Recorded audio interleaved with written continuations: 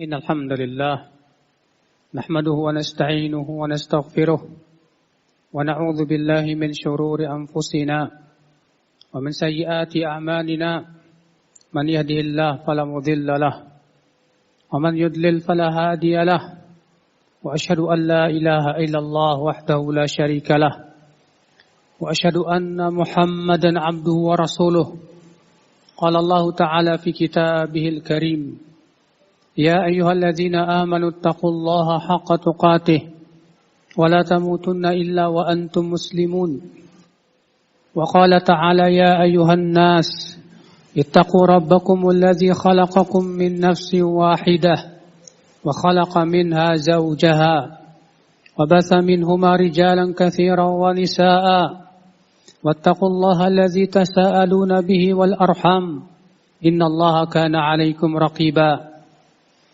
وقال تعالى يا أيها الذين آمنوا اتقوا الله وقولوا قولا سديدا يصلح لكم أعمالكم ويغفر لكم ذنوبكم ومن يطع الله ورسوله فقد فاز فوزا عظيما أما بعد فإن أصدق الحديث كتاب الله وخير الهدي هدي محمد صلى الله عليه وسلم وشر الأمور محدثاتها وكل محدثة بدعة وكل بدعة ضلالة وكل ضلالة في النار. Umat al-Islam, sesungguhnya Allah subhanahu wa ta'ala telah memerintahkan kaum mukminin untuk senantiasa menaati Rasulullah sallallahu alaihi wasallam. Karena sesungguhnya ia adalah merupakan utusan Allah yang barang siapa mengikutinya ia akan bahagia. Dan siapa yang menaatinya pasti masuk surga. Sebaliknya siapapun yang memaksiatinya maka ia pasti masuk ke dalam api neraka. Dan Rasulullah sallallahu alaihi wasallam telah mengabarkan bahwa umat Islam seluruhnya masuk surga kecuali yang tidak mau masuk surga. Rasulullah bersabda, "Kullu ummati yadkhulunal jannata illa man aba." Semua umatku pasti masuk surga, kata Rasulullah, kecuali yang tidak mau masuk surga. Lalu para sahabat bertanya, "Faman ya'ba ya Rasulullah?" Siapa yang tidak mau masuk surga ya wahai Rasulullah? Kata Rasulullah SAW, "Man ata'ani dakhalal jannah wa man asani faqad aba." Siapa yang menaatiku pasti masuk surga, dan siapa yang memaksiatiku maka ia tidak mau masuk ke dalam surga. Maka saudaraku seiman, siapapun di antara kita yang ingin masuk surga, kewajiban kita adalah menaati Rasulullah sallallahu alaihi wasallam. Namun tentunya ya akhi, tidak mungkin kita bisa menaati Rasulullah apabila hawa nafsu kita masih menguasai diri kita. Tidak mungkin kita bisa menaati Rasulullah apabila kita masih menaati syahwat-syahwat kita. Tidak mungkin kita bisa menaati Rasulullah apabila kita lebih mendewakan akal dan pemikiran kita. Tidak mungkin seorang hamba yang akan Islam menjadi orang yang taat kepada Rasulullah kecuali apabila ia benar-benar taslim, menyerahkan dirinya sepenuhnya kepada Allah subhanahu wa ta'ala. Siap untuk diatur oleh Allah dan Rasulnya. Adapun orang yang masih dikuasai hawa nafsunya, yang masih mengikuti syahwatnya, yang masih dia mengedepankan pemikiran dan mengedepankan pendapatnya daripada pendapat Allah dan Rasulnya, ia tidak mungkin selama-lamanya bisa menjadi pengikut Rasulullah sallallahu alaihi wasallam. Oleh karena itulah Allah bersumpah, Allah berfirman, "Fala wa rabbik la yu'minun hatta yuhaqimuka fima syajara bainahum thumma la yajidu fi anfusihim harajan mimma qadaita wa yusallimu taslima." Tidak, demi Rabbmu, mereka tidak beriman, kata Allah, sampai mereka menjadikan engkau wahai Muhammad sebagai hakim dalam perkara yang mereka perselisihkan. Kemudian mereka tidak merasa berat untuk menerima keputusanmu dan mereka taslim, menyerahkan diri dengan sebenar-benar penyerahan. Di sini Allah menyebutkan bahwasannya mereka tidak beriman sampai mereka memenuhi 3 syarat.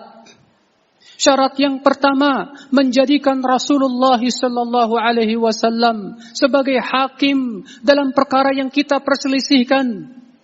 Syarat yang kedua, menerima keputusan Rasulullah bukan dengan hati yang berat, tapi dengan penuh kegembiraan. Dan yang ketiga, umat al-Islam, yaitu kita taslim, menyerahkan diri kita kepada Rasul, kepada Allah subhanahu wa ta'ala, mengikuti dengan penuh hati yang ridha terhadap semua yang Rasulullah perintahkan kepada kita.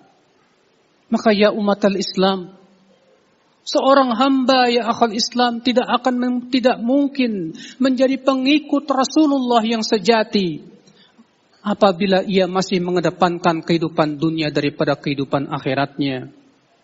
Apabila yang ia pikirkan hanya sebatas kesenangan dunia dan syahwatnya, ia tidak akan mungkin menjadi pengikut Rasulullah yang sejati. Karena perintah-perintah Rasulullah seringkali bertabrakan dengan kepentingan dunia kita.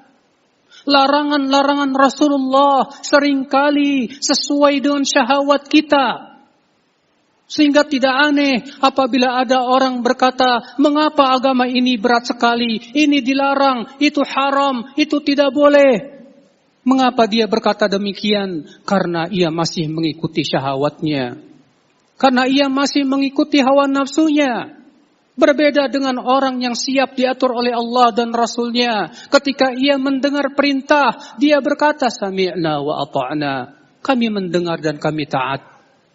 Ketika ia mendengar larangan, ia berkata, sami'na wa ata'na. Kami mendengar dan kami taat. Ia yakin bahwa perintah Allah pasti maslahat. Ia yakin bahwasanya larangan Allah pasti mudarat. Sehingga ia sebagai seorang hamba yang sejati kepada Allah, ia senantiasa tunduk kepada perintah Allah dan Rasulnya. Mereka lah orang-orang yang akhal Islam, yang bisa mengikuti Rasulullah sallallahu alaihi wasallam. Adapun orang yang masih mengedepankan hawa nafsunya, ia akan pilih perintah Rasul, mana yang sesuai dengan seleranya, dia ikuti. Adapun kalau tidak sesuai dengan seleranya, ia tidak mau ikuti. Sehingga akhirnya agamanya ia mainkan sesuai dengan keinginan hawa nafsunya. Bahkan ia ingin bahwasanya agamanya bisa diubah-ubah sesuai dengan keinginannya. Maka merekalah akhwal Islam, orang yang paling sesat di dunia. Allah mengatakan, wa man adallu mimman ittaba'a hawahu bighairi hudan minallah. Siapakah orang yang paling sesat, kata Allah, dari orang yang mengikuti hawa nafsunya dengan tanpa petunjuk dari Allah subhanahu wa ta'ala. Kita dalam beragama, akhi, bukan sesuai dengan selera dan hawa nafsu kita. Kita dalam beragama, ya akhi, kita mengikuti seluruh perintah Allah. Kita mengikuti seluruh apa yang Allah perintahkan kepada kita. Dan tinggalkan semua yang dilarang oleh Allah dan Rasulnya. Berarti kita telah masuk Islam secara kafah. Kita telah masuk Islam secara keseluruhan. Allah mengatakan, ya ayyuhalladzina amanu dkhulu fis silmi kafah. Wahai orang-orang yang beriman, masuk Islamlah kalian, masuklah kalian ke dalam Islam secara kafah, secara sempurna, bukan sebagian-sebagian, bukan dipilah-pilah sesuai dengan keinginan dan hawa nafsu kita. La wallahi ya akhal Islam. Itulah kebahagiaan siapapun seorang hamba yang mau menyabarkan dirinya untuk menaati Allah dan Rasulnya. Siapapun seorang hamba yang mau sabar untuk meninggalkan larangannya, ia pasti akan bahagia di dunia dan akhiratnya. Aqulu qawli hadza wa astaghfirullah li wa lakum.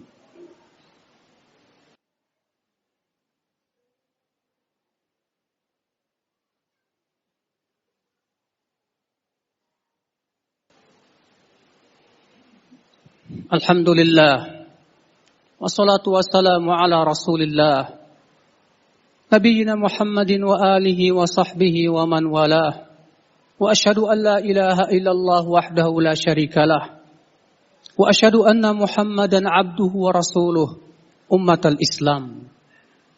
Tidak mungkin seorang hamba menjadi pengikut Rasulullah yang sejati kecuali apabila ia benar-benar taslim, menyerahkan dirinya kepada Allah dan Rasulnya. Dan tidak mungkin seorang hamba taslim kecuali apabila ia benar-benar hanya mengharapkan kehidupan akhirat saja. Oleh karena itulah Allah Subhanahu wa taala menyebutkan bahwasannya orang-orang yang mengharapkan kehidupan akhirat saja yang bisa menjadikan Rasulullah sebagai suri tauladan. Allah berfirman, laqad kana lakum fi Rasulillah uswatun hasanah liman kana yarjullaha wal yawmal akhir wa dzakarallaha katsira. Sungguh telah ada pada diri Rasulullah suri tauladan yang baik, tapi bagi siapa? Buat siapa? Liman kana yarjullaha wal yawmal akhir, bagi orang yang mengharapkan Allah dan kehidupan akhirat, wa dzakarallaha katsira, dan banyak mengingat Allah. Adapun orang yang mengharapkan dunia dan syahwatnya, mengharapkan dunia dan gemerlapnya, ia tidak akan mungkin menjadikan Rasulullah sallallahu alaihi wasallam sebagai suri tauladan dalam hidupnya, ya akhwal Islam.